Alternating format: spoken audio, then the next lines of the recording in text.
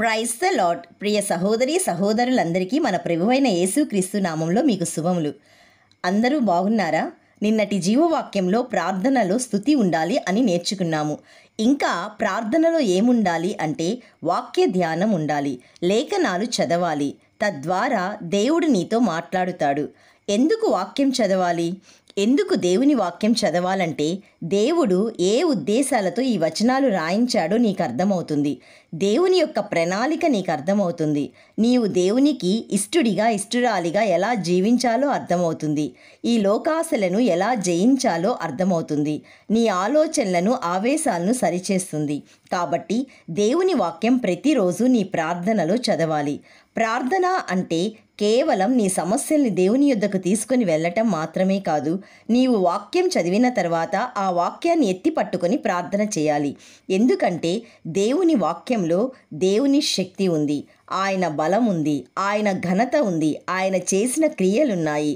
అన్నీ కూడా ప్రార్థనలో నీవు ఎత్తి పట్టుకొని ప్రార్థన చేయటం మొదలుపెట్టు. దేవుడు నీతో మాట్లాడటం ప్రారంభిస్తాడు. నీ లైఫ్ని లేఖనాలు మాత్రమే ప్రభావితం చేస్తాయి. మనుషుల ద్వారా దేవుడు నీతో మాట్లాడటం అనేది ఒక సందర్భం.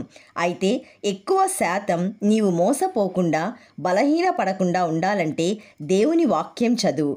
దేవుడు ఖచ్చితంగా నీతో మాట్లాడుతాడు.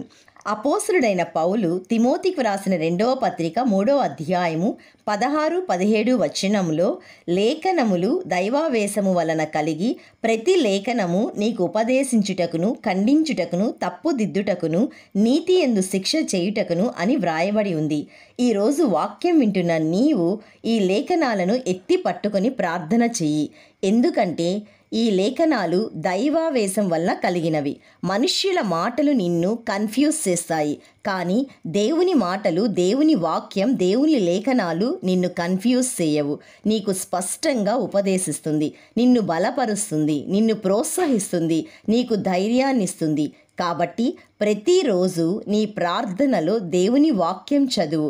దేవుని వాక్యాన్ని ఎత్తి పట్టుకొని ప్రార్థన చెయ్యి. ప్రార్థన చేసుకుందాం, ఏకీభవించండి. పరిశుద్ధుడు అయిన తండ్రి, ఈరోజు వాక్యం ద్వారా నాతో మాట్లాడినందుకు మీకు స్తోత్రములు. తండ్రి, నీవు నాకు ఇచ్చిన ఈ గొప్ప వాక్యాన్ని బట్టి మీకు కృతజ్ఞతాస్తుతులు.